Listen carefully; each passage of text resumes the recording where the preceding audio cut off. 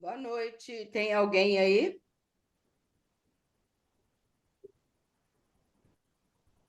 Ei, Murilo, Ô, Melanie, tudo bem? tudo bom? Tudo bem, tô aqui sim, tá me ouvindo bem?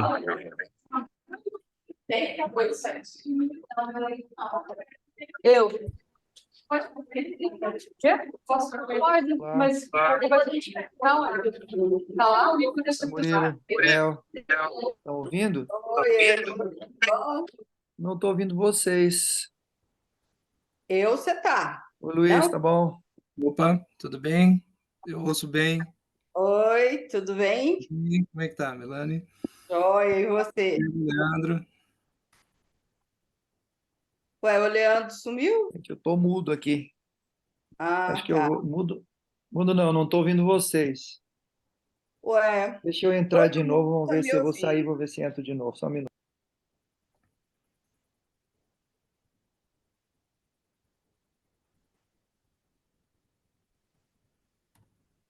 A Wanda também já chegou.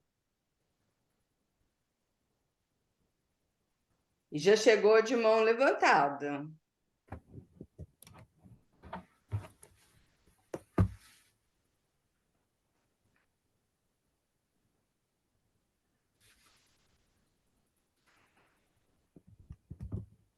Eu só levantei a mão, boa noite, pessoal, porque eu sou ruim pra cacete dessas coisas.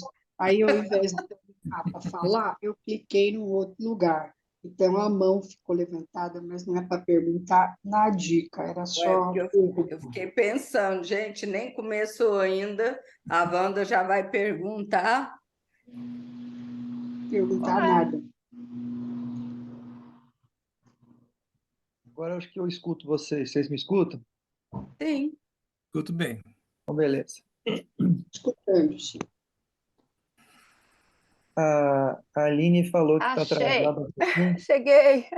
Vai ter que atualizar o Zoom dela, mas já está entrando. Pronto. Tava com problema de internet aqui, não estava entrando de jeito nenhum, tô usando a do celular.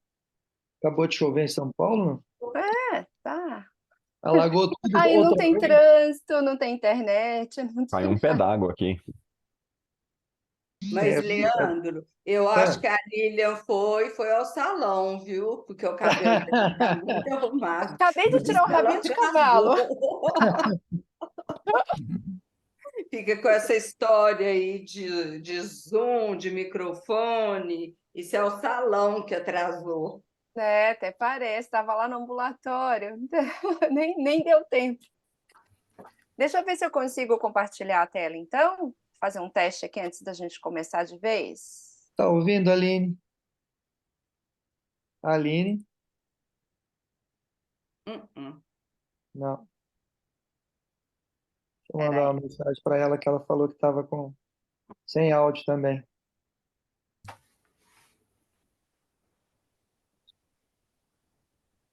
Só um pouquinho.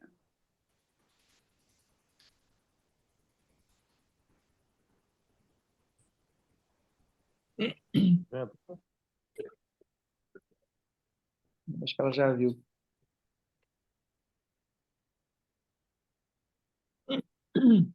Não está no ABCDT, Melanie? Oi? Você não está no Não, Expresso? nem no Cadigo e nem na BCT. Aliás, precisa falar para quem não sabe, né, que hoje Rosinha, Rodrigo, Aloísio, Maria Eugênia, e tá todo mundo no Cadigo, então tá Rodrigo também, desfalcado. né? Rodrigo também tá. É, eu já falei nele. Pronto, deixa eu ver se vocês vão me ver. Pessoal, boa noite. Beleza. Posso começar? O que vocês acham? Vamos esperar a Aline, que ela está tendo um pouco de dificuldade, Lilian. Tá, É, então tem só 2 minutos. tá. Será que eu consigo compartilhar? Eu estou compartilhando, né? Já? Já tá ótimo, Tá, só falta pôr no modo apresentação. tá. Então, vou interromper por enquanto até a gente esperar. Já consegui, tá bom. Que é isso? Uma aula de ligação de carro. Mas você vai assistir assim? Não, mas eu não tô oferecendo, não. Não. Sabe? Gente, por favor, os microfones.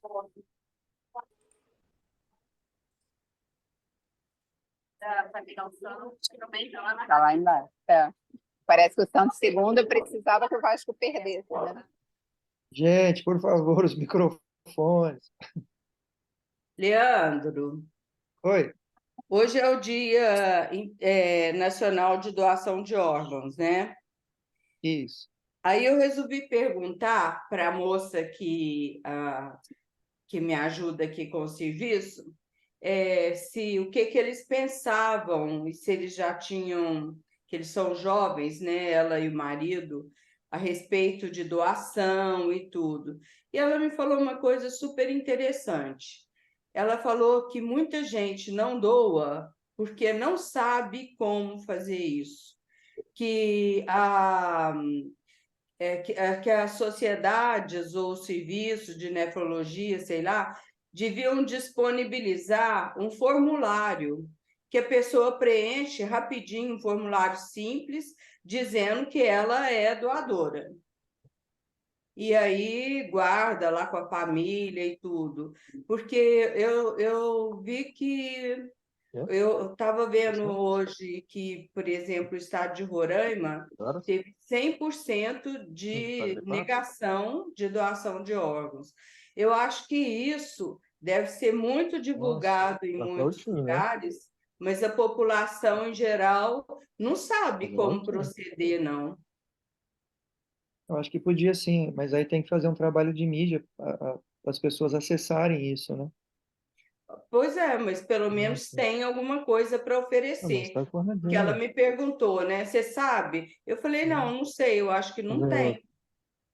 Até mandar uma mensagem para a Carol, estava falando com ela hoje, para ela tentar ver com o pessoal do transplante, ó, a gente começar a falar um pouco mais de doença óssea no transplantado, porque eu acho que a gente sempre vê, pelo menos no HC, pelo menos eu vejo, assim, por mais que eu tenha protocolo com o pessoal e discutir com eles e tal, é sempre uma dificuldade de fazer com que se cumpra as coisas no transplantado. E ela vai ter um contato com o pessoal lá. Eu vou pedir para ela dar uma olhada nisso também, de repente, junto com eles, a gente, SBN, a BTO, não sei o que, a gente faz um. Eu acho que tinha que Cada vir um. mais de cima, sabe? Não adianta eu decidir isso aqui com Não, um cara que é transplantador e tudo. Acho que não resolve. Tem que ser Não, alguma coisa da BTO, por exemplo, né? Ou não, da com própria certeza. SBN. Aline, você está ouvindo? Tá tudo certo? O teu som está desligado, Aline. Desculpa. Não consegui entrar pelo computador, aí entrei pelo celular. Ah, tudo bem, tranquilo. Então vamos lá, gente. Deixa eu só apresentar esse povo bonito que está aí. É, a doutora Lilian Rocha, que é nefrologista, vocês viram o título do nosso tema de hoje, né, que é o nefrologista cirurgião. Eu só espero que as duas nefrologistas não batam nos cirurgiões e vice-versa, mas a Lilian é nefrologista lá da Unifesp, e o doutor Murilo Catafesta Neves, que é cirurgião de cabeça e pescoço, da Sociedade de Cirurgia de Cabeça e Pescoço, também da Unifesp, que vão ser os apresentadores do caso e os moderadores, aí vocês são responsáveis de levar isso como vocês acharem melhor. A doutora Aline Pichoni, que é lá do Rio de Janeiro, da Universidade Federal, nefrologista também, vai junto com a doutora Lilian, então, do lado da nefro. O doutor Luiz Carlos Conte, que é cirurgião de cabeça e pescoço do HC Ribeirão, junto com o doutor Murilo, aí, representando os cirurgiões. Na realidade, isso não é embate não, viu, gente? Isso é cooperação, viu? Então, gostaria sempre, né?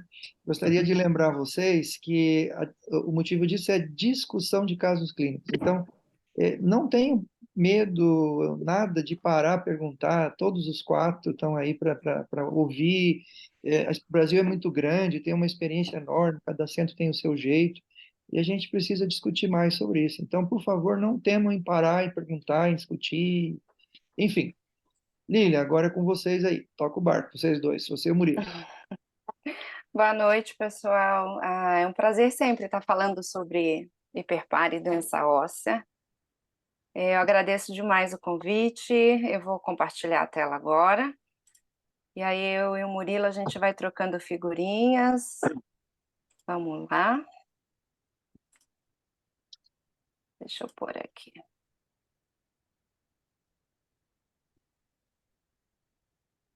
E aí, todos vêm?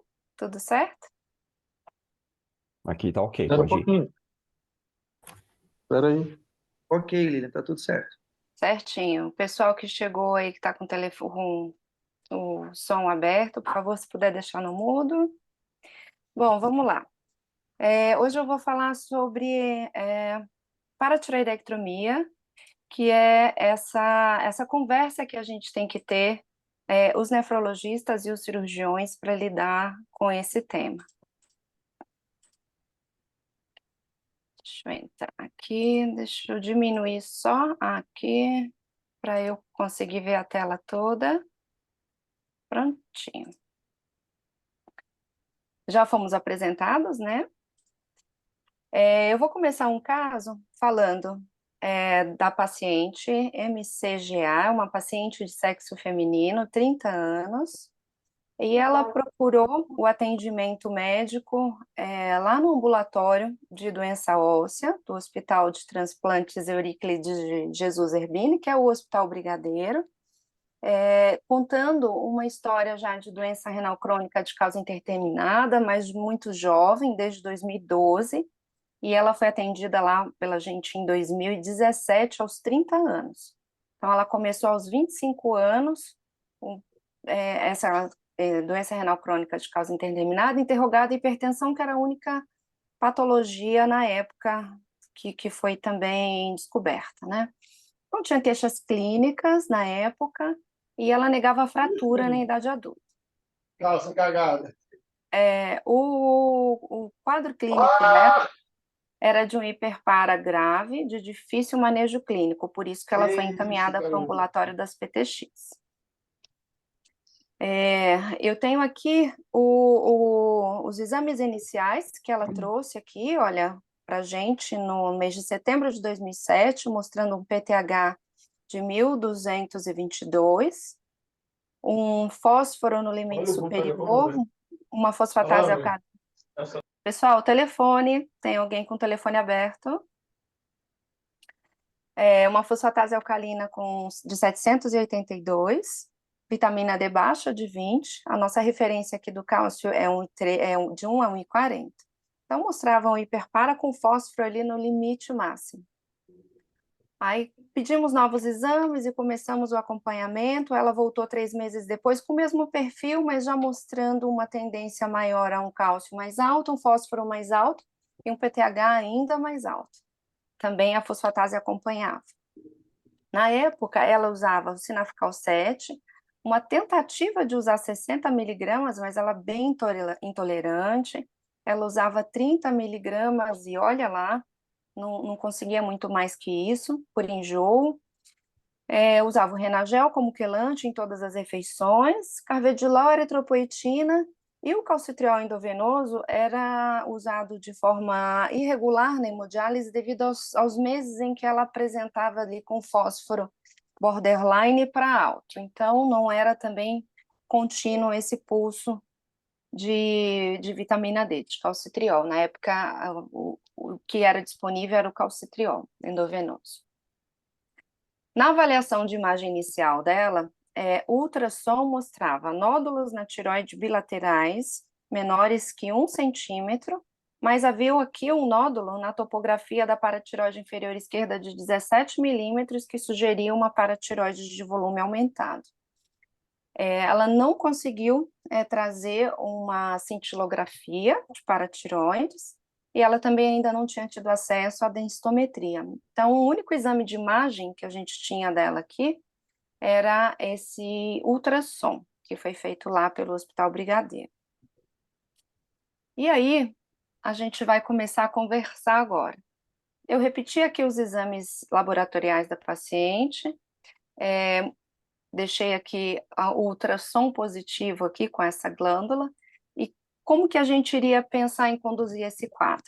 A gente poderia insistir ainda no tratamento clínico, mais alguns meses, mudando o horário do Sinacal 7, visando um controle melhor da hiperfosfatemia com dieta e quelante, para aí sim a gente poder usar um ativador de receptor de vitamina D.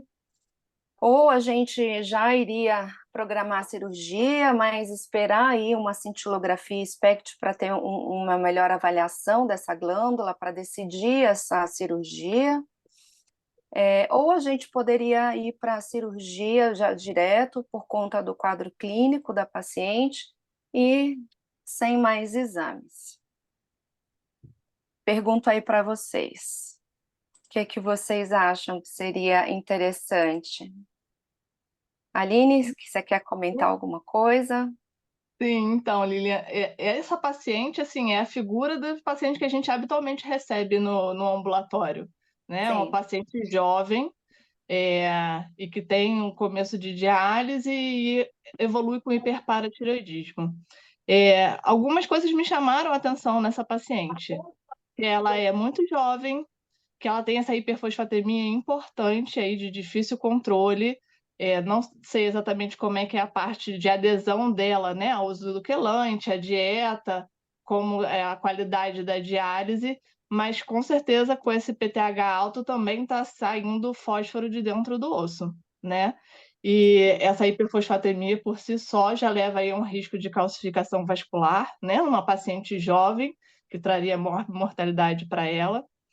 E outra coisa também que chama muita atenção é esse PTH com essa fosfatase alcalina muito elevada, sugerindo aí um alto remodelamento ósseo, um maior risco, inclusive, de fratura, né? E aí com alteração de qualidade de vida, tudo isso.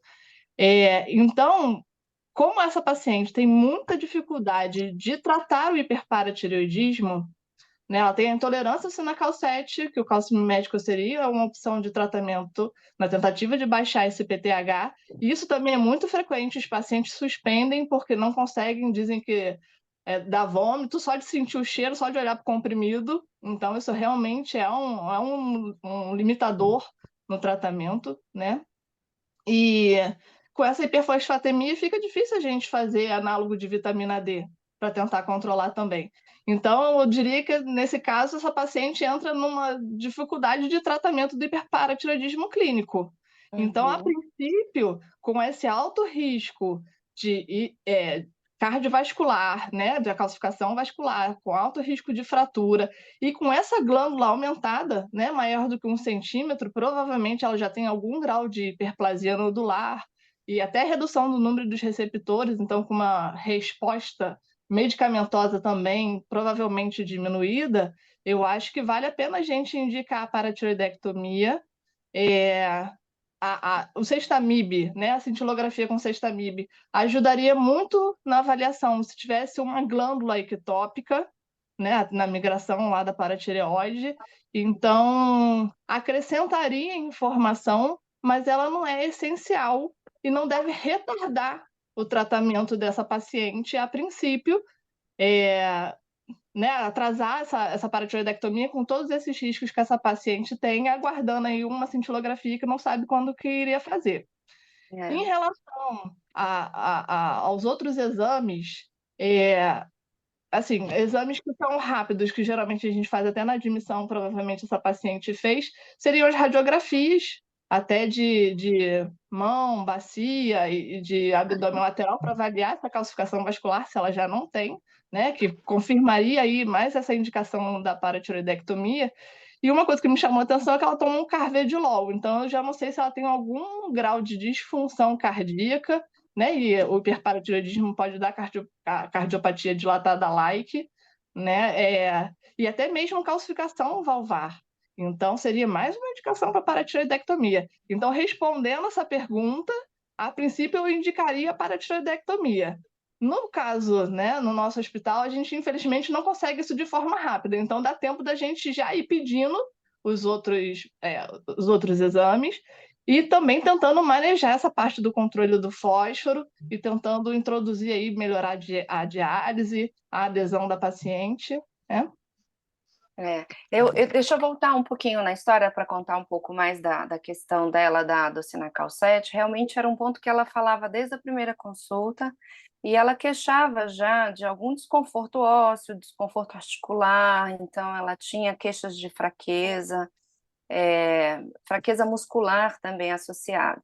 Em relação ao quelante, ela era bem aderente, sempre foi bem aderente ao uso do quelante, uma paciente que tem uma excelente adesão às consultas, ela se interessa pelo tratamento, então, até que a gente conseguiu manejar o fósforo da dieta de uma forma razoável. Eu acho até que, como você já cantou aí a bola, né, um pouco desse fósforo vinha também um pouco vinha da reabsorção óssea do hiperparatiroidismo, né?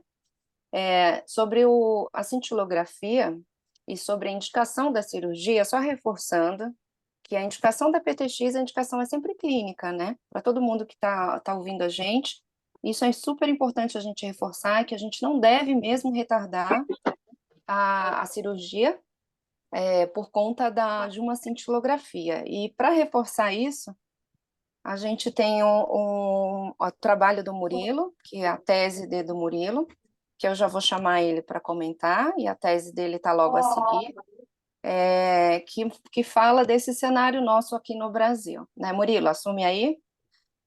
O próximo slide é seu. Conta aí da tua tese. A gente sempre fala com a tese com muito amor, né? Então, e essa tese aí foi um amor duplo, né? Que foi lá com os pacientes do Brigadeiro também durante o início do ambulatório. Conta aí. Exato. Então, agradeço aí o convite. Estou agora no momento diretor do Departamento de Paratireoide da Sociedade. Estou assumindo também um cargo diretivo na sociedade agora. Então, me comprometendo novamente para a gente tentar mitigar ao máximo possível essa demora em obter um cirurgião, mas isso é um trabalho realmente hercúleo, o que demanda de muito esforço de todas as nossas sociedades para a gente conseguir fazer isso aí realmente andar um pouco mais para frente.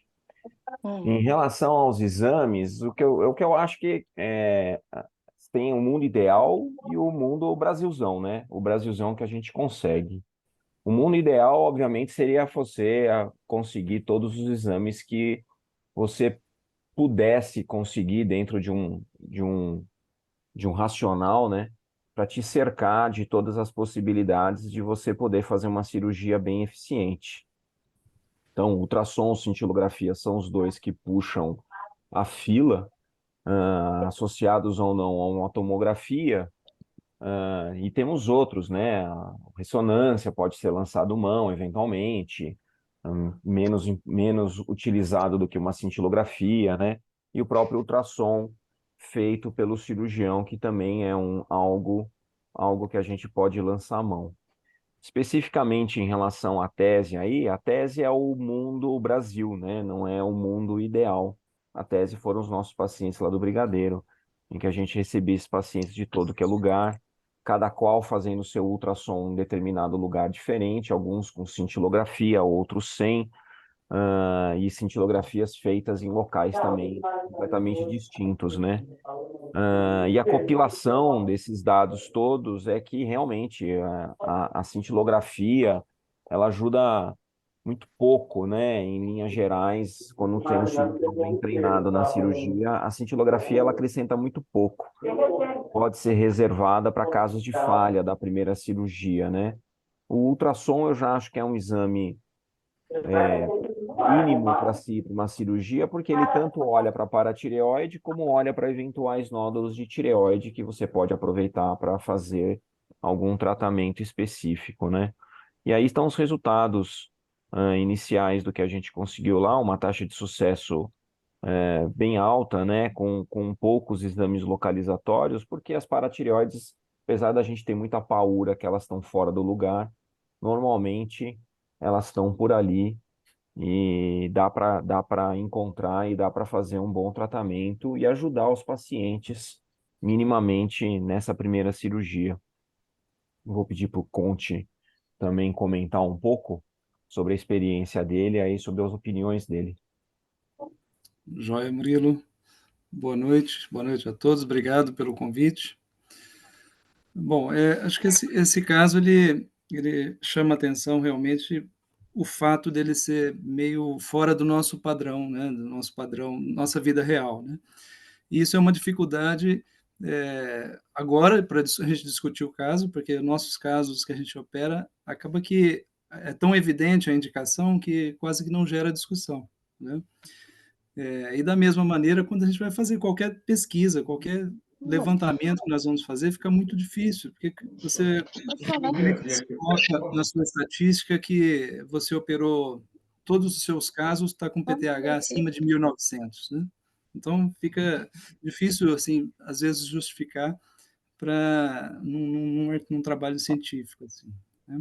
Mas em relação aos exames, eu acho que o ultrassom é o principal mesmo, o exame ele permite identificar a paratireoide e permite também, como identificou nesse paciente, é, nódulos tiroidianos, né? Então, isso é importante para a gente, enquanto cirurgião, a gente tem sempre essa preocupação de fazer essa investigação da tireoide, porque se precisar fazer uma tiroidectomia, a gente já faz no mesmo tempo. Então, a gente está sempre preocupado com a reoperação. Então, caso tenha algum nódulo que entre no critério de investigação, a gente faz a punção e já procede também ao tratamento da tireoide, né? E quanto à cintilografia, realmente a gente, como o Murilo falou, muitas vezes a gente não consegue a identificação de todas as paratireoides, na grande maioria das vezes. Às vezes a gente encontra uma, duas, no máximo três, é muito raro a gente conseguir identificar as 4 paratireoides numa cintilografia. Mas ela tem essa vantagem, né? Uma glândula ectópica desgarrada lá no mediastino ou muito alta, a gente vai poder identificar e não vai ficar lá no pescoço, às vezes horas, procurando uma paratireoide e ela está lá embaixo, e a gente muitas vezes nem teria acesso pelo pescoço, né? Uma outra vantagem que eu vejo da cintilografia é o fato de que ela pode direcionar mais ou menos aquela paratireoide que nós vamos deixar na cirurgia. Então, por exemplo, essa paciente, provavelmente essa paratireoide inferior esquerda dela, né? Se não me engano foi esquerda, é uma paratireoide mais adenomatosa, então provavelmente, é claro que durante a cirurgia a gente vai ver o aspecto dela, se ela é nodular, se tem outra mais nodular ou mais hiperplásica, e escolher aquela que tem um aspecto mais próximo da normalidade. Mas é muito provável que eu não vou escolher uma paratireoide que tenha aparecido na cintilografia. Então, é uma outra utilidade aí para a cintilografia. E a tomografia realmente a gente deixa para quando a gente realmente não encontra e tem muita em cirurgias, em reoperações, principalmente. E a gente precisa identificar a paratireoide, uma paratireoide remanescente ou uma ectópica, retroesofágica. Muitas vezes a gente acaba lançando mão da tomografia. Acho que é mais ou menos isso de exame que a gente faz na nossa rotina. Certo. Obrigada, Luiz Carlos. Deixa eu seguindo, então, no caso. Essa paciente, então, ela foi submetida à paratireoidectomia, mesmo sem a cintilografia como o exame adjuvante para a gente identificar todos os possíveis nódulos adenomatosos, né, os nódulos que pudessem ter, né, maior atividade. E na cirurgia foram identificadas 4 glândulas, as 4 de tamanhos grandes, sendo que aquela inferior esquerda que apareceu no ultrassom era até, pela descrição cirúrgica, era uma das menores, era a menorzinha. E foi colhido também o PTH intraoperatório. E essa diminuição do PTH intraoperatório de 2.800 caiu para 258 com 20 minutos após a ressecção da última glândula, foi uma queda de 92% esse delta do PTH. Foi feito o implante de 72 fragmentos da paratireoide inferior direita, e essa foi a cirurgia da paciente. Esse só um adendo para falar um pouco melhor sobre a utilização do PTH intraoperatório nas cirurgias. Tem um trabalho da Monique, colega nossa, que estudou vários pacientes durante a cirurgia com a coleta do PTH intraoperatório, e essa queda do PTH intraoperatório de 80% já predizia cura com sucesso muito grande. Então, no caso dessa paciente de 92%, a gente estava bem contente com esse resultado. Vamos lá. O exame anatomopatológico, a resposta, o que veio, né, no anatomopatológico para a gente foi uma hiperplasia glandular adenomatosa das 4 glândulas retiradas, multinodular. E essa paciente, aqui são os exames do dia da internação, tá? No dia que ela fez a cirurgia, 2.025 de PTH, com cálcio de 1,19, um fósforo bom de 4,2, uma fosfatase já de 1.700. No primeiro PO, esse cálcio já caiu para 1,10, ela já estava em uso de gluconato EV na bomba, já desde o pós-operatório imediato, e esse PTH do primeiro PO já caiu mais para 87. Na alta, ela tinha um cálcio de 0,97, usando uma quantidade grande de carbonato de cálcio. Essa formulação que a gente usa é o carbonato de cálcio em pó, que em torno de uma colher de sopa tem média de 15 gramas de carbonato de cálcio, e o calcitriol, ela usava 12 comprimidos ao dia. Não usava mais o quelante de fósforo. Obviamente, a gente suspende no pós-operatório por vigência da fomiose. No primeiro mês de segmento, pós-cirurgia, ela vinha com o cálcio já no limite máximo, mas isso era por conta dessa reposição que a gente estava fazendo da fome óssea. Ainda tinha uma fosfatase de 1.010, um PTH baixinho, e aí a gente foi manipulando essa dose de reposição, foi diminuindo isso devagarinho, até que com 3 meses de cirurgia ela voltou com um PTH de 571. Nesse momento, a gente já viu uma fosfatase alcalina já próxima do normal, a gente usava bem pouca reposição de cálcio e calcitriol, e a gente foi mantendo essa reposição e acompanhando mês a mês. Por volta do 6º mês, com um cálcio já um pouco melhor, de 1,25, o PTH batendo em torno dos 300, que se manteve até o 9º mês. Que no 9º mês foi o que nós consideramos o término da fome óssea dessa paciente, em que ela já não usava mais carbonato de cálcio nem o calcitriol, já estava em uso de novo de quelante, mas devido a esse aumento gradual que a gente acompanhou do PTH, a gente já sugeriu iniciar um pulso de paricalcitol, 3 vezes na semana, uma ampola por sessão, para tentar segurar esse implante e esse PTH. Nesse 9º mês, ela voltou a ter algumas queixas álgicas similares ao pré-cirúrgico. E ela ainda falava que mantinha, em alguns momentos, fazia hipocalcemias sintomáticas durante a hemodiálise, tinha cãibra ou parestesia.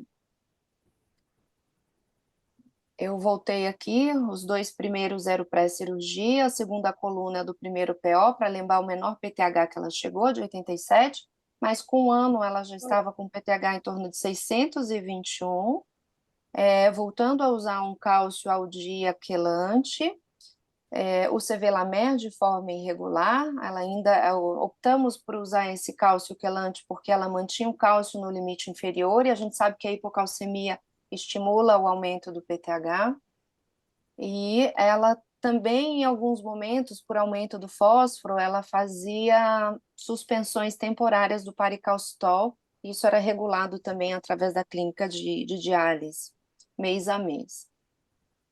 Por volta de 1 ano e meio, esse PTH ainda girando em torno de 600, e com 2 anos, o PTH também de 580. Nesse momento, com 2 anos, a gente pensou em usar de novo o Cinacalcet por conta desse cálcio no limite superior de 1,38, mas houve uma intolerância importante, ela não conseguiu utilizar, e até o paricalcitol também tinha momentos em que a gente não conseguia utilizar. Nesse momento, a gente podia parar um pouquinho e discutir, porque a gente já tem uma paciente pós-PTX, 2 anos pós-PTX, com uma tendência aí a uma hipercalcemia, já não usando mais carbonatos de cálcio quelante, com um PTH um pouco acima já do limite ideal pelas nossas diretrizes, né, pelo CADIGO, CADOC, e aí a gente pensa assim, a gente deve tentar o tratamento clínico novamente, tentar mudar o horário do Cinacalcet, por exemplo, tentar usar à noite, foi uma das possibilidades aí que a gente aventou.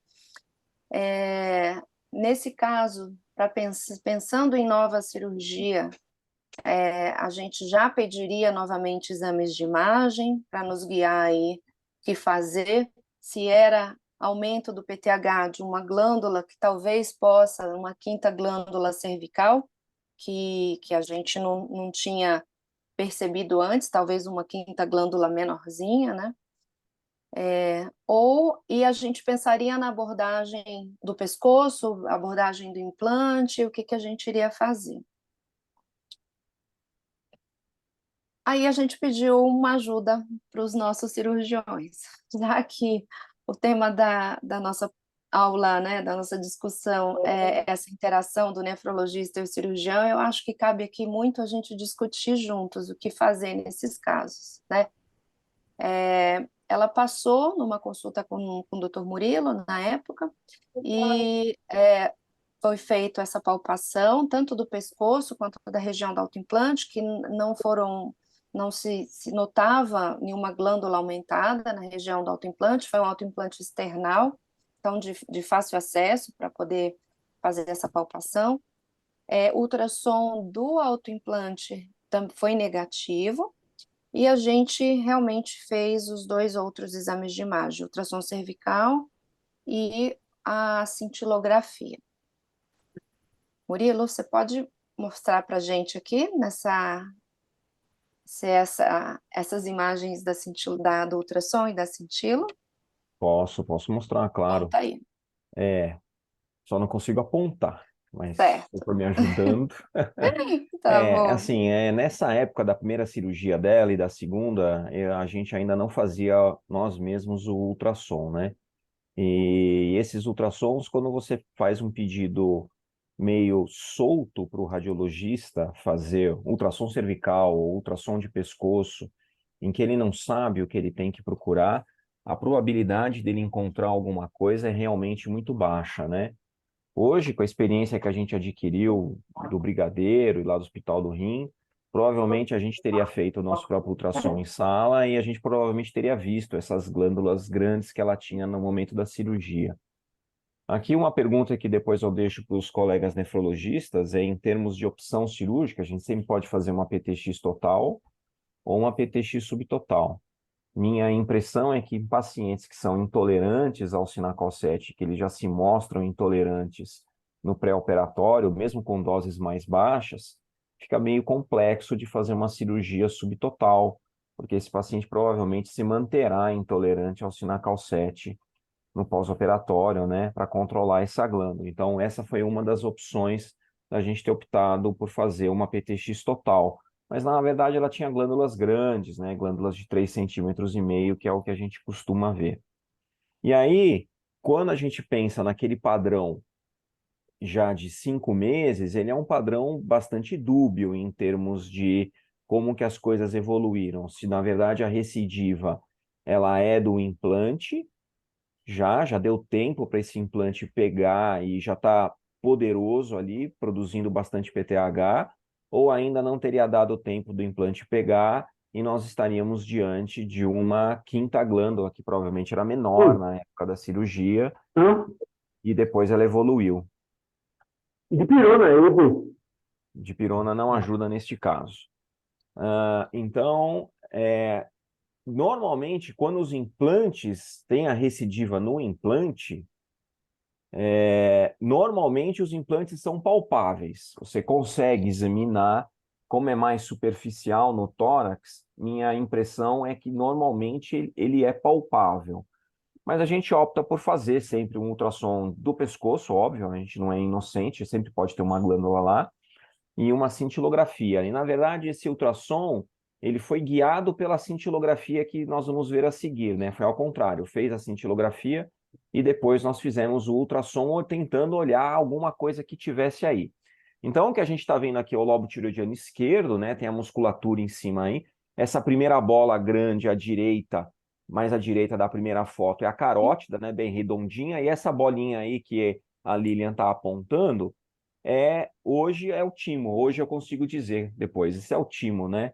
É uma lesão, é uma imagem hipoecogênica são corpúsculos de Hassel, esses branquinhos assim, né? Que na hora que você faz o outro corte, que é a foto do lado, você vê que não é microcalcificação, né? São esses corpúsculos de Hassel que justamente identificam o timo, né? Então, esse é um remanescente tímico, isso não é a paratireoide, mas é um remanescente tímico, e a cintilografia depois acho que acendia alguma coisa aí nessa região, e é por isso que a Vou gente... lá, né? vou lá pôr então a cintilografia. Espera aí, cadê? Aqui. Acho que deve ser o próximo slide, não? É isso, Aí tinha a famosa seta, né? Na seta a gente tinha essa imagem nessa região do timo, que mostrava uma captação focal na região cervical e uma captação também focal um pouco na região do implante. aqui embaixo. Isso, né? Que a cintilografia agora mostrava, né? Nenhuma captação assim muito evidente, mas o ultrassom da área do implante era negativo, a gente não conseguia ver nenhuma lesão nodular nessa região. Então, não sei, nesse cenário, o que o Dr. Carlos optaria por fazer? Ai, peraí, socorro. Correu demais. Desculpe. Opa. Então, bom, eu acho assim, a cintilografia, ela está mostrando aí que tem uma lesão logo abaixo, aí, provavelmente essa mesma lesão que você viu no ultrassom, né? E essa captação que você vê na projeção do implante, eu não levaria em consideração a possibilidade de ser essa recidiva nesse implante, se fosse no caso de uma recidiva. Eu acho que o mais provável é que seja mesmo alguma coisa ali que tenha ficado no pescoço mesmo, né? Então, agora é investigar aí, talvez não ficou como timo, né? Mas talvez uma punção, se quiser confirmar que seja mesmo uma paratireoide, talvez até uma punção com dosagem de PTH, se quiser, se permanecer alguma dúvida. Mas eu acho que, diante de todo, mais ou menos, é mais ou menos claro que foi uma glândula remanescente que ficou aí, e eu acho que daria para abordar ela direto, viu? Sem mais investigações, talvez. Acho que ficaria por aí. Posso fazer É, uma pergunta para os colegas pode, cirurgiões? diga. É, por que a opção de colocar a musculatura peitoral ou por que não usar o antebraço? Boa Bom, pergunta. na verdade, as duas opções são válidas, né? Acho que a mais é a experiência de cada serviço. Acho que eles, aí na Paulista, tem já esse histórico de fazer esse implante na região do externo, né? Em Ribeirão Preto, a gente sempre fez no antebraço. A gente tem feito muito pouco no antebraço. A gente tem feito muito pouco no antebraço, porque, na verdade, a subtotal ela nos dá níveis de PTH às vezes melhores. A gente não tem conseguido com esses implantes no antebraço valores suficientemente altos para esses pacientes, então a gente tem feito, na grande maioria dos casos, a subtotal mesmo. Luiz, dá licença um pouquinho, Lilian. Luiz, comenta um pouquinho a respeito do teu trabalho, que você avaliou esses implantes do ponto de vista funcional.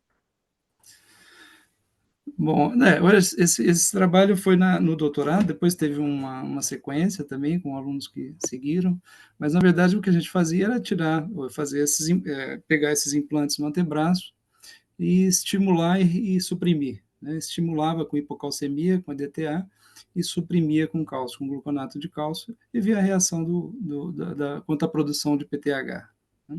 E o que a gente observou foi que essas paratireoides, na verdade, voltando um pouquinho no começo, como esses pacientes têm doença muito avançada, elas são muito nodulares, muito autônomas, já, essas células são praticamente irresponsivas, né, às variações de cálcio, né? Então, alguma resposta pode ser vista depois de um ano, mas realmente no primeiro ano não tem qualquer alteração de nível de PTH, independentemente do valor de cálcio, se você oscilar o cálcio. Então, ela não está cumprindo a função dela ali de controle do cálcio, né? Tem as funções ósseas e tal, que são importantes, mas o controle fino do cálcio mesmo, essa glândula já não está fazendo mais. Então, basicamente, foi isso o trabalho. Obrigada, Luiz.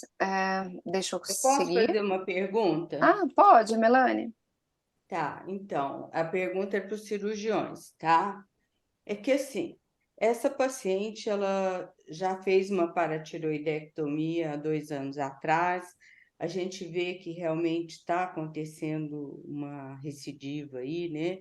Mas ela ainda tem um PTH de 580, agora com fósforo controlado, e o cálcio também não está tão fora, né? E aí eu tenho duas perguntas.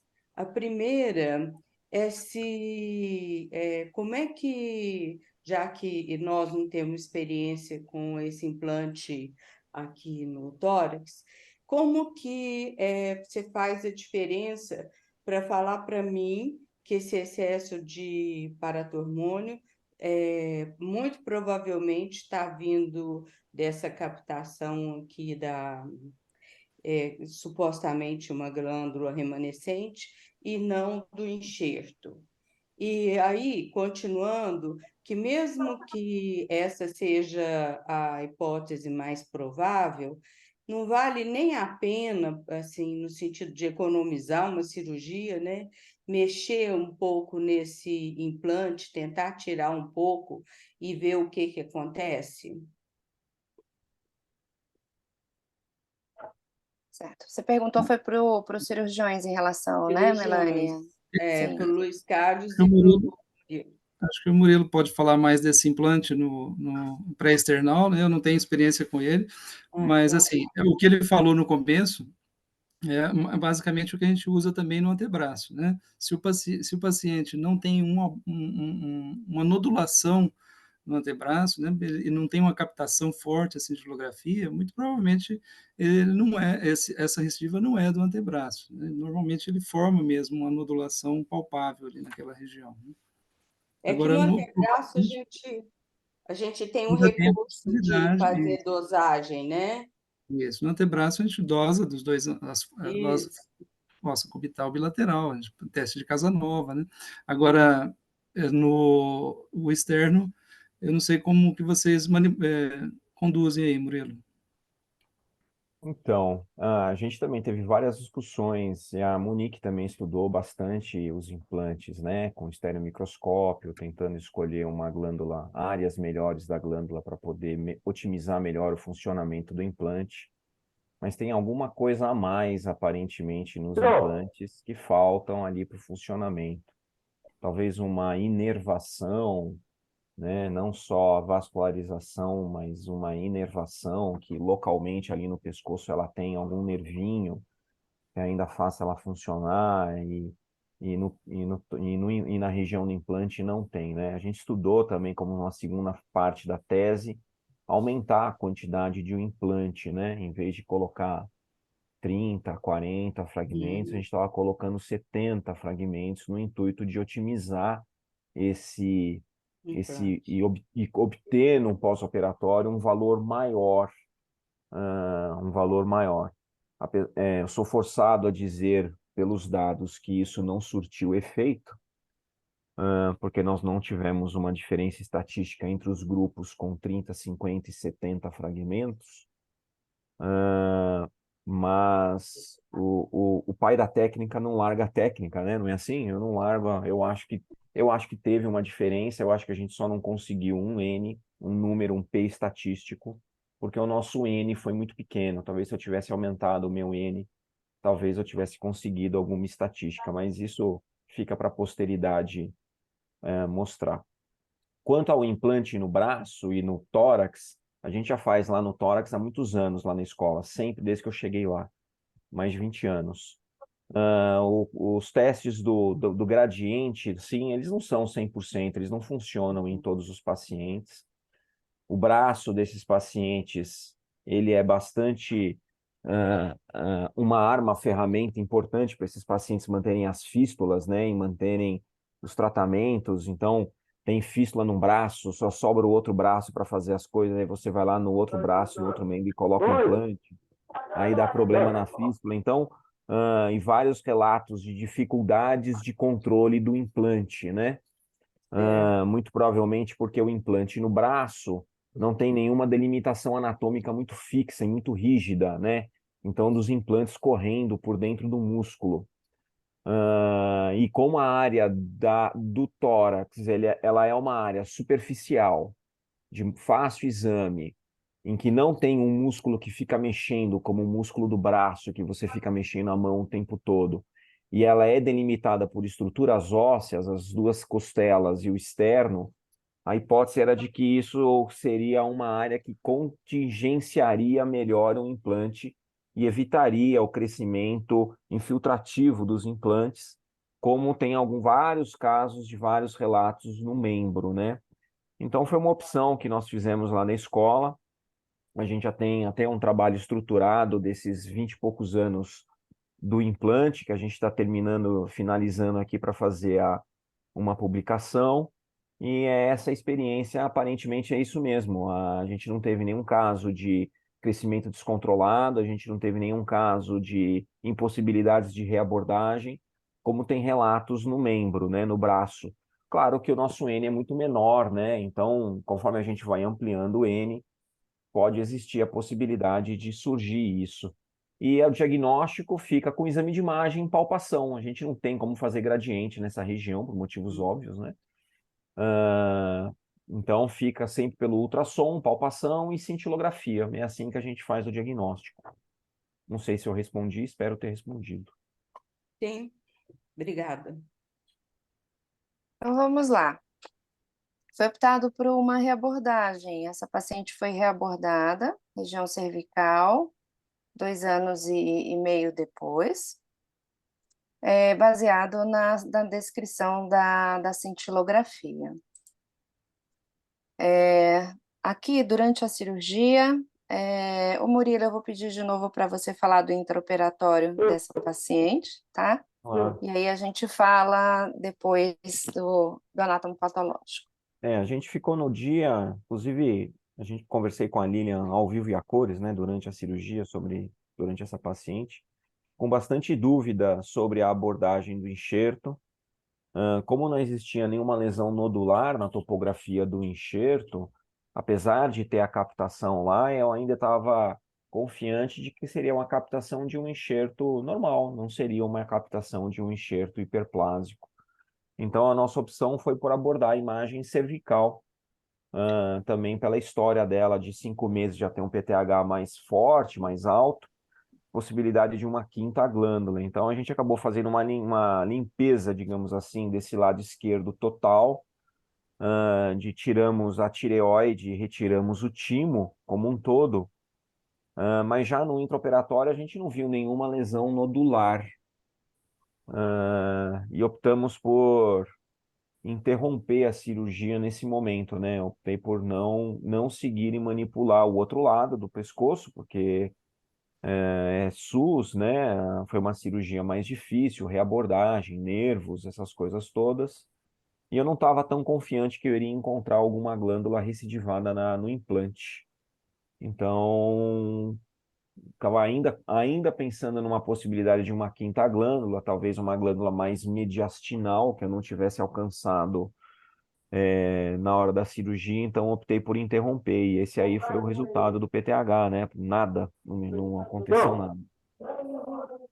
Só um Então, detalhe que talvez as pessoas não estejam entendendo em relação ao resultado do PTH é que esse PTH para a gente, ele não é durante a cirurgia que a gente tem acesso. A gente colhia o PTH, mas a gente mandava para análise e a gente ficava sabendo depois. Então, esse PTH de 20 minutos, ele não serviu de guia para a gente, para o Murilo na cirurgia, para ele poder pensar em continuar ou interromper a cirurgia. Né? E o anátomo patológico não identificou a glândula, nenhuma glândula, nem no esvaziamento cervical e nem no timo.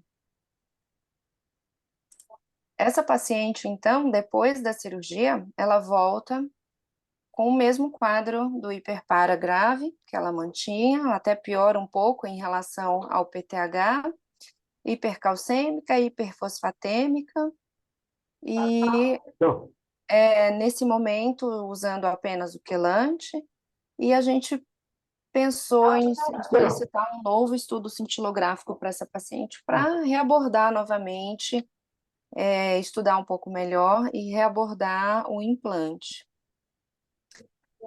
Lilian, só Certo. Murilo, Luiz, o que vocês me dizem, no caso assim, a respeito da tomografia 4D ou então o SPECT-CT? Vocês acham que caberia, valeria a pena? Muda alguma coisa o diagnóstico de vocês com esses exames?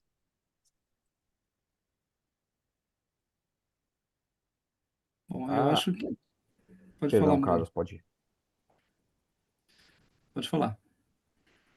Nessa época, desculpa, viu, doutor Carlos? Nessa época, a Tomo 4D ainda estava se consolidando, digamos assim, em 2020, né? Hoje ela já está bem mais estruturada para avaliação, principalmente das estruturas cervicais e do mediastino, ela é ótima, né? Não temos ainda uma avaliação de tomografia 4D para implante, pelo menos não que eu tenha lido em literatura, mas eu imagino que uma toma ajuda bastante nesse critério. Eu teria com certeza, se eu tivesse possibilidade de ter solicitado, eu com certeza teria feito. E o MIB, sempre que puder associar um MIB com o SPECT, uma tomo, com certeza também traz mais informação. Eu acho que na hora da recidiva, a primeira cirurgia a gente pode ser valente, dá para ir praticamente sem nenhum exame de localização. Reoperação, eu já sou partidário do quanto mais informação, melhor. Então, se puder lançar mão de biópsia, de todos os exames que você tiver disponível, aí seria o cenário mais ideal, né? Porque você faz uma cirurgia, uma reoperação, que é muito mais difícil, você faz muito mais teleguiado, né? Não sei qual que é a opinião do Conte a esse respeito. não é a mesma, viu, Murilo? Acho que é isso mesmo. O que puder fazer para ter uma informação que indique a posição, para a gente fazer uma cirurgia que seja mais direcionada, né, sem muita exploração, e que facilite o intraoperatório e diminua o risco de lesão de nervo, que é o grande problema aí da reoperação. Bom, então, deixa eu mostrar para vocês a cintilografia após essa segunda abordagem. Ela já mostrava, né, a ausência do lobo esquerdo da tireoide e mostrava ali uma captação do implante. Mostra esse detalhe aqui, na verdade, de 3 imagens nessa captação do implante ali na região Esse aí intercostal. isso mesmo. Esse aí é o SPECT, né? É. Que o radiologista fez para a gente, mostrando que, na opinião dele, existiam três áreas de captação, uma do ladinho da outra, ali na região torácica, no segundo espaço. Aqui, né? A imagem que veio da tomo está aí mostrando aí um dos nódulozinhos da tomo. Um outro aqui, numa outra imagem. E essa outra imagem mostrando até a distância que a gente consegue ver ali do manúbrio do externo, no externo. Então, foi feita a abordagem do implante. Logo depois, a gente observa que o anátomo patológico mostrava já uma hiperplasia nodular adenomatosa desse implante. A gente tem um PTH, uma queda de um PTH muito melhor, né? Muito boa, 80%. E aqui é o anátomo patológico, quer dizer, a peça cirúrgica, né? Mostrava mais ou menos a mesma conformação que aparecia na cintilografia dos nódulos. E essa paciente, no primeiro pós-operatório dessa abordagem do implante, ela mostrava um PTH de 181. Ela desenvolveu fomiócia, ela precisou usar o gluconato em bomba. No terceiro pós-operatório, ela estava com cálcio de 1,10 e usando já uma quantidade boa, de novo, uma quantidade importante de calcitriol para tratamento dessa fomiócia. E 2 meses depois, foi a nossa surpresa de encontrar novamente um PTH de 548, mesmo ainda utilizando cálcio e calcitriol, terminando aí a fomiócia, né, uma fosfatase ainda aumentada, e novamente esse PTH de 548. Aí a gente já ficou pensando, né, não é possível. O que aconteceu aí com esse implante? Aline, o que você acha aí? O que a gente pode fazer? Você tem uma ideia? Você, na hora que você está no ambulatório, pode encontrar um paciente de novo dessa forma aí? Ajuda. Só lembrando rapidinho, antes da Aline comentar, desculpa, Aline, que a nossa opção aqui foi para preservar a parte mais medial do implante. Então, nós preservamos, a gente não fez uma ressecção de 100% do implante, a gente preservou um cotinho medial, equivalente a uma glândula normal, na porção mais medial do implante, tá? Mais em cima do osso external, que é para o paciente tentar evitar dela ir para um hipopara definitivo, tá? Uhum. Isso.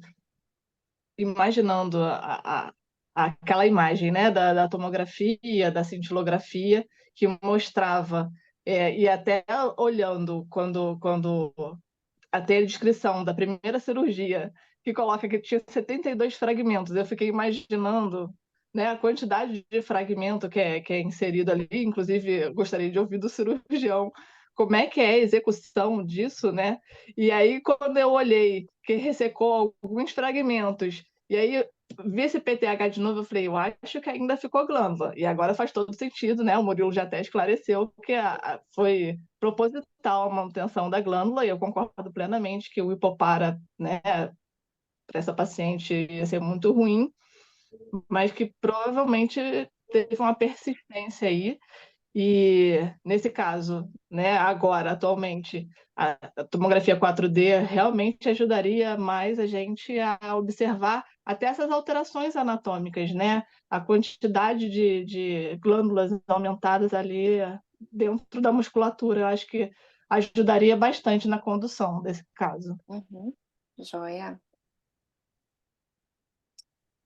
Em E nesse... relação, desculpa ali, Oi, em pode relação falar. para não perder o fio da meada, em relação ao Uhum. implante, para colocar mais fragmentos, eu preciso de uma área um pouco maior para fazer o implante. Não adianta colocar mais fragmentos na mesma área de contato, né? Porque aí eu vou ter glândulas no meio do caminho e elas não vão entrar em contato com a musculatura e não vai ter a famosa embebição para ela poder. Então eu preciso fazer num trajeto um pouco mais comprido dentro do músculo mesmo. Então esse cenário que fica um pouco mais comprido ali, ele é bem condizente com a área que a gente implantou mesmo, tá? Uhum. Só um comentário, assim, é um caso é um caso bem atípico, né? E acho que por isso que ele está aqui também, né? Sim. Mas ele mostra que a célula que você retirou do pescoço e implantou no externo, na verdade, ela já tinha essa característica, né, mais autônoma, né? Então, é uma glândula muito adenomatosa e também mais atípico ainda porque eu não esperava isso, porque o paciente não tinha um hiperpara tão grave assim, né? A gente estava acostumado a ver hiperpara muito pior do que do que essa paciente estava. Então, assim, teoricamente, eu esperaria uma glândula com uma função um pouco mais preservada, mas na verdade o que mostrou era que é uma glândula bem autônoma, Muito uma glândula legal. operada. A primeira vez que o Titio foi pai? Opa! Pai! Pessoal, tem alguém com o som aberto durante a aula? Alguém poderia fechar, por favor? Obrigada. Bom, Lilian, posso só oi. aproveitar a Sim, oportunidade que o Dr. Luiz Carlos levantou? sim. Realmente, essa paciente, por alguns períodos, principalmente pós-paratiroidectomia, ela não chegou a ter aquele hiperpara, né, acima de 1.000, ela tinha lá os 500, 600, e aí a descrição até você coloca que ela queixava de fraqueza, ela tinha dor, né, e nesse contexto, até com esse 500 e 600 de PTH, ela não tinha uma fosfatase alcalina tão alta.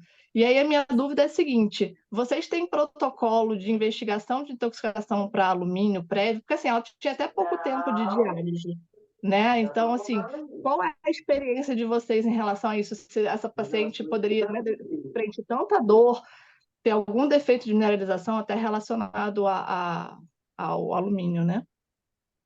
Sim, lá no ambulatório, pacientes em hemodiálise, a gente habitualmente, principalmente pacientes de muito tempo de hemodiálise, habitualmente a gente fazia o teste aldosteral, que é para fazer o diagnóstico de intoxicação por alumínio, né? Porque a gente sabe que o alumínio basal nem sempre a gente consegue já pegar valores muito altos de alumínio basal. Então, o teste aldosteral, ele ajuda bastante. No caso dessa paciente, ela não foi submetida ao teste aldosteral exatamente por conta de ter pouco tempo de diálise e pouco tempo de doença renal mesmo, né? Então, ela em especial, ela não tem o teste aldosteral, tá? Ela não tem a investigação do alumínio, que a gente tem o alumínio basal, que a clínica manda para a gente que era normal. E essa paciente, ela foi investigada para doenças reumatológicas também. Ela teve essa investigação e anti-DNA, FAM, também foi tudo negativo. Então, a gente pensou mesmo que os sintomas clínicos dela, que variavam de acordo com os valores de PTH, eram relacionados ao hiperparatiroidismo. Bom, deixa eu falar, então, como ficamos. Mais um tempinho. Nesse momento, no finalzinho do final de 2020, quando ela fez essa abordagem do implante, início do 21, a gente teve a infelicidade de ter o nosso serviço de nefrologia do Hospital Brigadeiro dissolvido. nós não podemos mais atender os pacientes de nefrologia no hospital, e eles foram transferidos para quem poderia receber. Então, alguns foram para a doutora Wanda na USP, alguns pacientes do transplante, que eram do transplante, eu consegui continuar vendo pelo transplante do Hospital do Rim, da Unifesp, e essa paciente ela foi transferida aos cuidados do ambulatório do osso do Dr. Luísio, lá da Unifesp.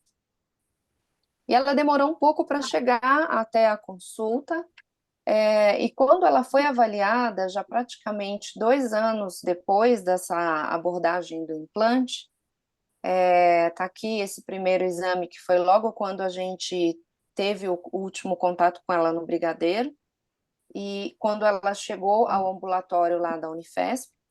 Então, ela voltou em novembro de 22 com um cálcio já hipercalcêmico, um valor de PTH de 1.300 novamente, com as mesmas queixas clínicas, né? Nesse momento, ela sempre manteve as 12 horas de hemodiálise semanal, com banho de cálcio em 3. E nesse momento aqui, por conta da hipercalcemia, foi suspenso o parecalcitol e foi pensado em reabordagem cirúrgica já do implante pela segunda vez. E agora ela foi avaliada de novo pelo cirurgião, lá no ambulatório mesmo da Unifesp, que o Murilo também atende lá. Lá nessa avaliação do ambulatório, foi feita a palpação do enxerto, em que já se palpava uma nodulação evidente, e indicado uma nova reabordagem do enxerto. Murilo, conta aí, a imagem cirúrgica é sempre sua. Fala aí o que você achou dessa Eu que segunda fiz a arte, né? reabordagem. Eu que fiz a arte, Que fala da arte que isso. você fez.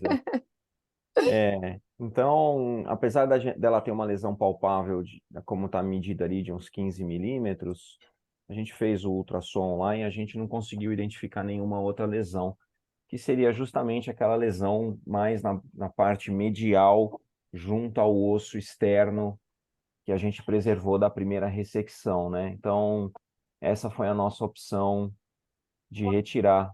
E a gente acabou tentando fazer uma retirada total dessa vez, que a gente até preserva um pouco o implante, tentando uma ressecção total logo de cara, mas a gente também não é muito fã de ficar pondo zíper ou velcro aí no tórax do paciente.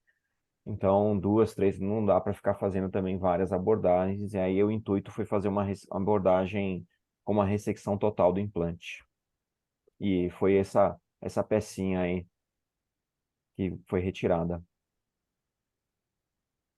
Certo, então, mais uma vez, uma hiperplasia adenomatosa multinodular. Nesse momento, quem conduziu a paciente no intraoperatório foi o serviço de nefrologia, né, da Unifesp. A gente tem aqui o exame prévio, tá? E, mas faltou um detalhe antes, que era esse daqui, na verdade, perdão. Esse daqui foi logo no pós-operatório dessa retirada parcial do implante. Ela manteve-se hipercalcêmica, ela manteve-se com PTH de 1.200, usando apenas o sevelamer, não estava usando cálcio em nenhum momento.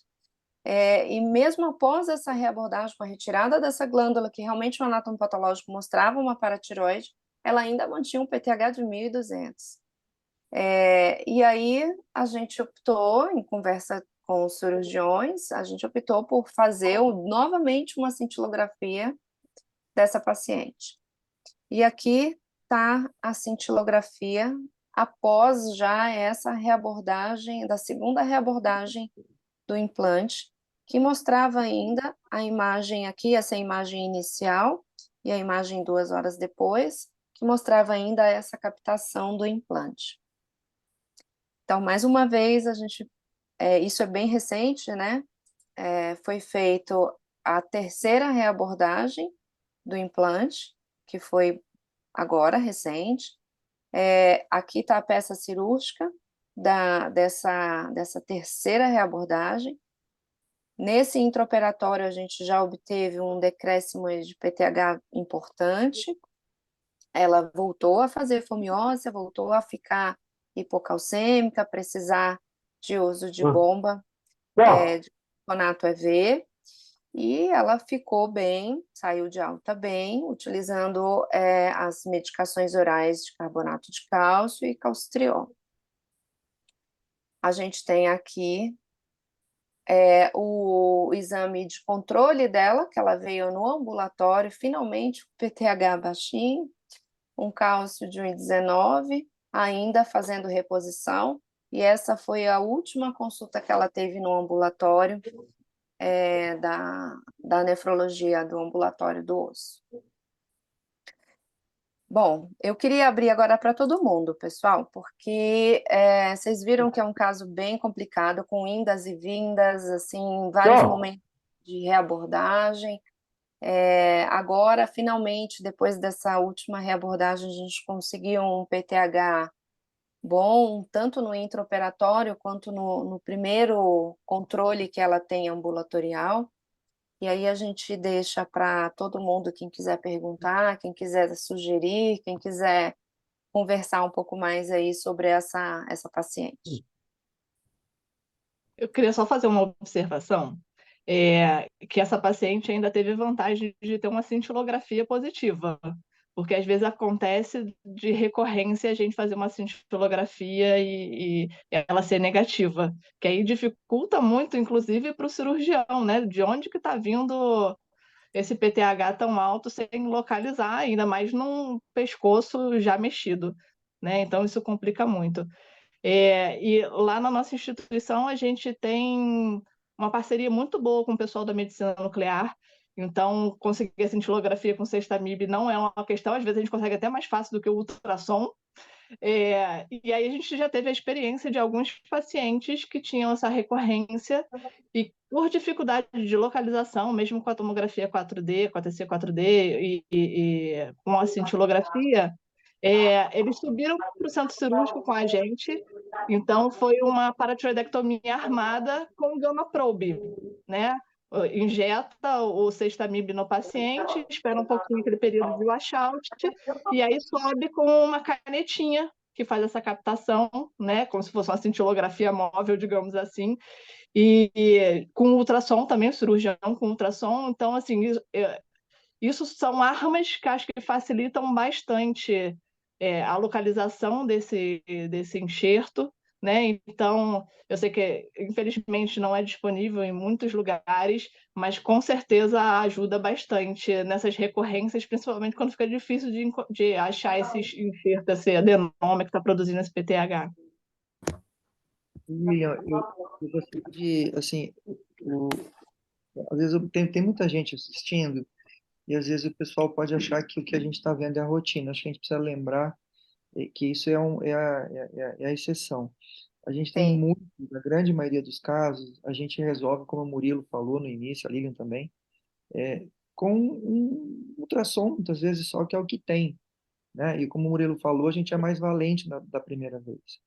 É claro, quando as coisas vão acontecendo depois, aí você vai tendo que partir para tomografia, não sei o quê, mas isso também, quem está assistindo viu a dificuldade e estão dentro de...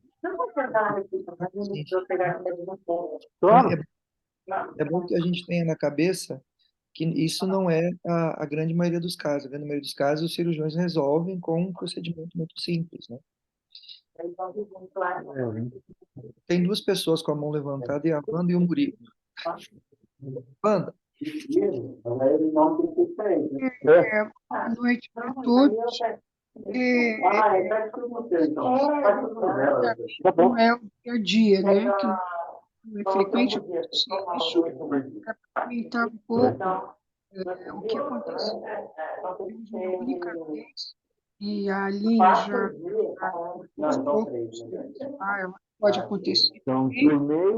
Nós era uma paciente que tinha um braço, não tinha mais como, que só a ida da medicina nuclear para o centro cirúrgico e com essa foi ajudando cirurgião a localizar os fragmentos e, com isso, retirar e resolver. Mas ainda bem, né? Ainda bem. A única coisa que sempre vai ficar na cabeça da gente é a dificuldade da escolha da glândula na hora, né? Porque a gente não tem técnica para decidir. Um cirurgião, que geralmente é muito bom, e que vai tentando. Para esses casos muito antigos, para muito grave, que a glândula é praticamente um único nódulo, Wanda, você a vai gente não está conseguir disputando porque tem gente com o telefone aberto. fazer o implante, né? Era só esse comentário, que nós também já passamos por isso, pelo menos algumas vezes, mas essa de ter ido pelo menos a resolver o caso da paciente. Era esse meu comentário. Obrigada.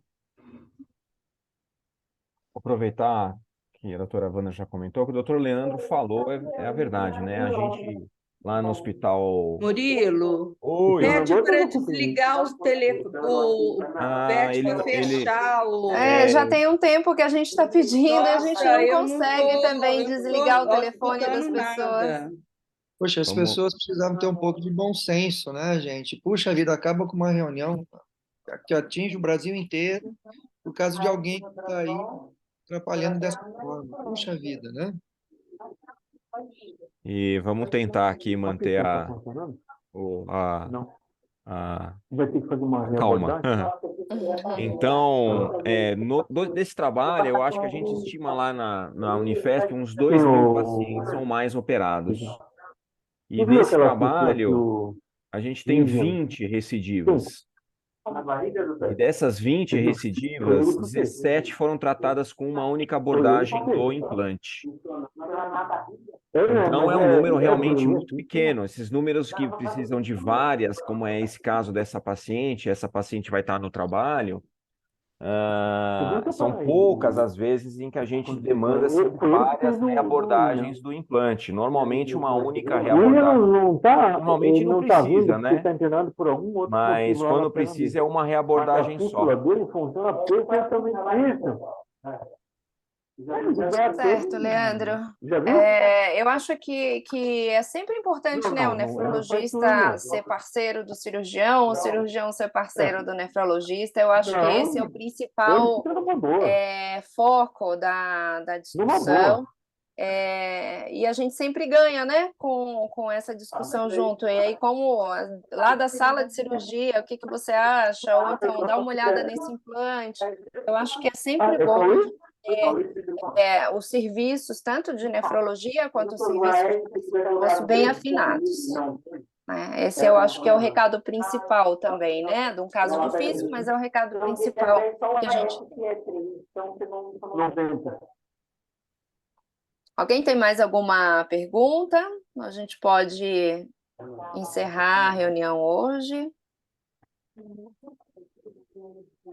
Lilian, foi muito bom, viu? Eu queria agradecer você, aos meninos aí da cirurgia, a Aline, tá?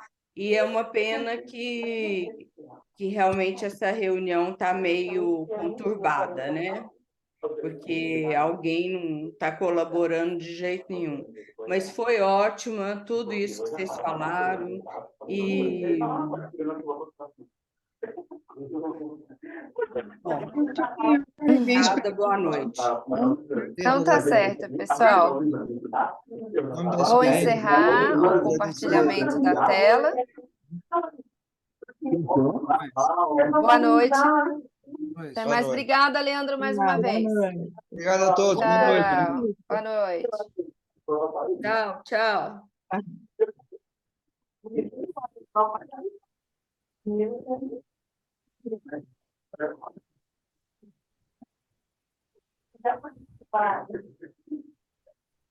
Era minha foto, não tem nada a ver com isso. Tem nada a ver com isso.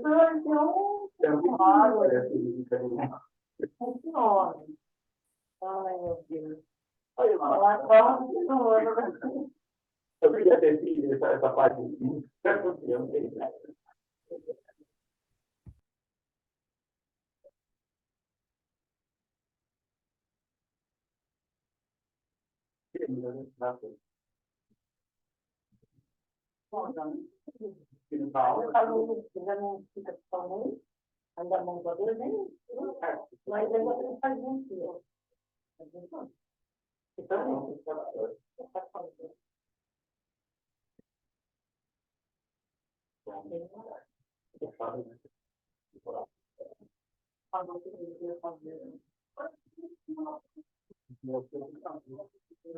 Ela levou? Obrigado. Obrigado, doutor. Nada?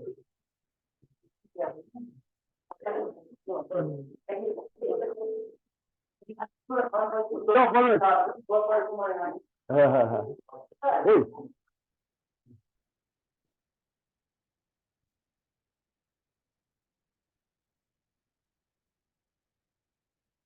Pô,